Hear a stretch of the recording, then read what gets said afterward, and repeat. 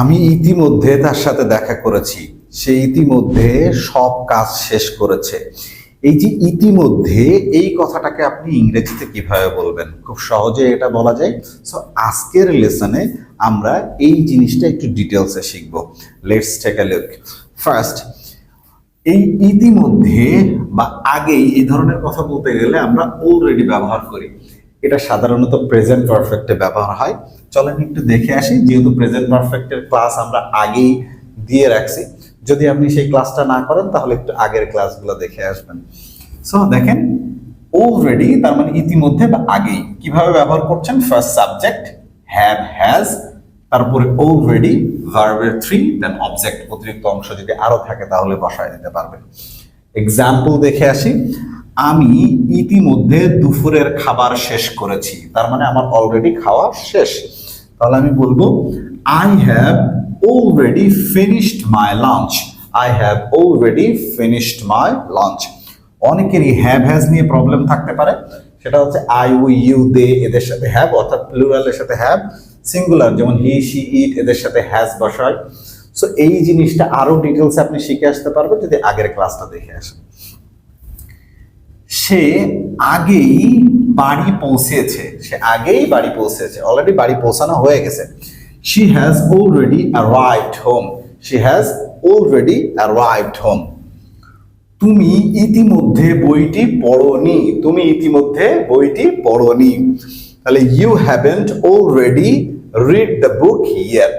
এখন খেয়াল করেন যে নেগেটিভ করলে আমরা আগের মতোই হ্যাভ অথবা হ্যাজ এর সাথে জাস্ট নট বসায় দিব, তাহলে নেগেটিভ হয়ে যাবে। তুমি কি ইতিমধ্যে তাকে বলেছো? তার মানে এটা প্রশ্ন করেছে, তুমি কি ইতিমধ্যে তাকে বলেছো? তাহলে আমরা হ্যাভ হ্যাজটাকে সাবজেক্টের সামনে নিয়ে আসবো। Have you already told him? Have you already told him? তারা ইতিমধ্যে ফুটবল খেলেছে। Have they already played football? Have they already played football? আগের মতোই। তারা কি আগেই সিদ্ধান্ত নিয়েছে? তারা কি আগেই সিদ্ধান্ত নিয়েছে? সেম ভাবে have they already taken decision? Have they already taken decision? তারা কি আগেই বিরিয়ানি রান্না করেনি? তার মানে নেগেটিভ ইন্টারোগেটিভ। কি দিয়ে প্রশ্ন করছে? আবার করেনি।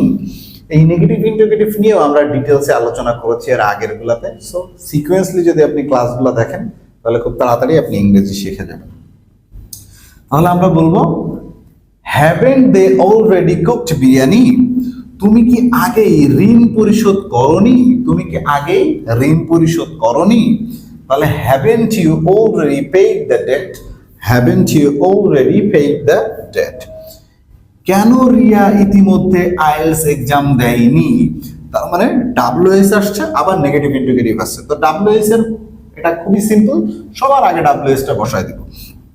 Why hasn't Ria already sit for IELTS exam বা IELTS test? আমরা দুইটাই বলতে পারি। তুমি কি ইতিমধ্যে মুভিটি দেখোনি? Same negative interrogative.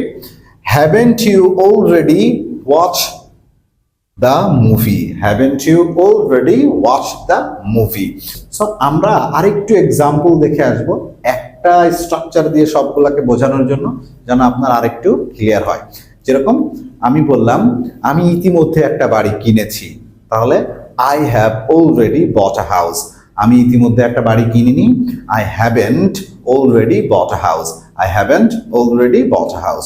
তুমি কি ইতিমধ্যে একটা বাড়ি কিনেছো? তাহলে have you already bought a house? Have you already bought a house? তুমি কি ইতিমধ্যে একটা বাড়ি কেননি? Haven't you already bought a house?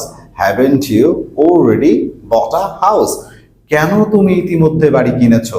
Why have you already bought a house? Why have you already bought a house? কেন তুমি ইতিমধ্যে বাড়ি কেননি? Why haven't you already bought a house? কে বাড়ি কিনেছে? Who has bought a house? কে ইতিমধ্যে বাড়ি কিনেছে?